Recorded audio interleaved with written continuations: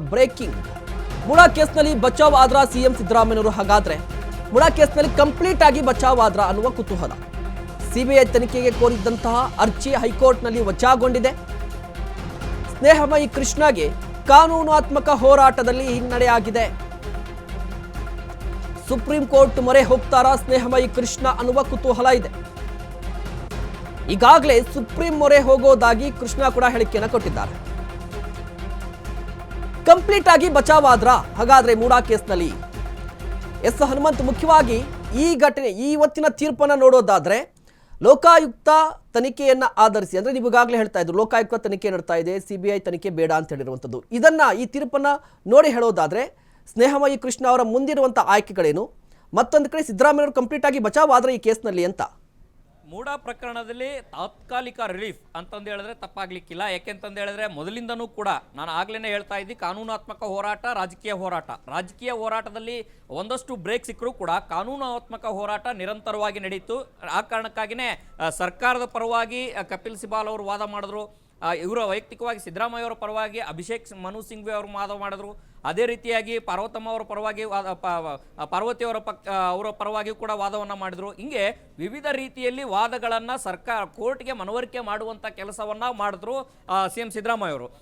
ಆ ಕಾರಣಕ್ಕಾಗಿಯೇ ಈಗ ವಾದ ಮಾಡುವಂಥ ಸಂದರ್ಭದಲ್ಲೂ ಕೂಡ ಸಿ ಎಂ ಸಿದ್ದರಾಮಯ್ಯ ಅವರ ಪರವಾಗಿ ವಾದ ಮಾಡಿದಂತಹ ಎಲ್ಲರೂ ಹಿರಿಯ ವಕೀಲರು ಎಲ್ಲರೂ ಕೂಡ ಸಿ ಎಂ ಅನ್ನುವಂಥ ಒಂದೇ ಒಂದು ಕಾರಣವನ್ನು ಬಿಟ್ಟರೆ ಉಳಿದಂಥ ಯಾವುದೇ ರೀತಿಯ ದಾಖಲೆಗಳಿಲ್ಲ.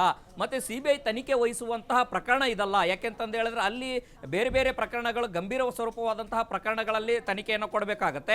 ಆ ಕಾರಣಕ್ಕಾಗಿ ಈ ಪ್ರಕರಣವನ್ನು ಸಿಬಿಐ ಕೊಡಬಾರದು ಅನ್ನುವಂಥ ವಿಚಾರವನ್ನು ಇತ್ತಿತ್ತು. ಈಗಾಗಲೇ ಲೋಕಾಯುಕ್ತ ವರದಿಯೂ ಕೂಡ ಸಲ್ಲಿಕೆಯನ್ನು ಮಾಡಲಾಗಿತ್ತು. ಆ ವರದಿಯನ್ನು ಕಂಪ್ಲೀಟ್ ಆಗಿ ಓದಿ ಇದೀಗ ವಾದ ಪ್ರತಿವಾದವನ್ನು ಆಲಿಸಿದಂತಹ ಕೋರ್ಟ್ ಈಗ ಸಿಬಿಐ ತನಿಖೆಗೆ ಕೊಡುವಂಥ ವಿಚಾರದಲ್ಲಿ ಸಿ ಎಂ ಸಿದ್ದರಾಮಯ್ಯ ಅವರಿಗೆ ಒಂದಷ್ಟು ರಿಲೀಫ್ ಅನ್ನು ಕೊಟ್ಟಿದೆ. ಆದರೆ ಈ ಒಂದು ವಿಚಾರ ಸಿಬಿಐಗೆ ಕೊಡೋದ ಮಾತ್ರಕ್ಕೆ ರಿಲೀಫ್ ಆಗ್ಬಿಟ್ರ ಅನ್ನೋ ವಿಚಾರಕ್ಕೆ ಪ್ರಶ್ನೆ ಬಂದ ಸಂದರ್ಭದಲ್ಲಿ ಸಹಜವಾಗಿ ಕಾನೂನಾತ್ಮಕ ಹೋರಾಟವು ಮುಂದುವರಿಯುತ್ತೆ. ಸ್ನೇಹಮಯಿ ಕೃಷ್ಣ ಅವರು ಕೂಡ ಅವರ ಮುಂದೆನೂ ಕೂಡ ಅನೇಕ ಆಯ್ಕೆಗಳಿದಾವೆ. ಸುಪ್ರೀಂ ಕೋರ್ಟ್ ಮೊರೆ ಹೋಗಬಹುದು, ಮೇಲ್ಮನವಿ ಸಲ್ಲಿಸಬಹುದು. ಈ ಹೋರಾಟವನ್ನು ಅವರು ಕೂಡ ಮುಂದುವರಿಸುವಂತ ಸಾಧ್ಯತೆಗಳಿದಾವೆ.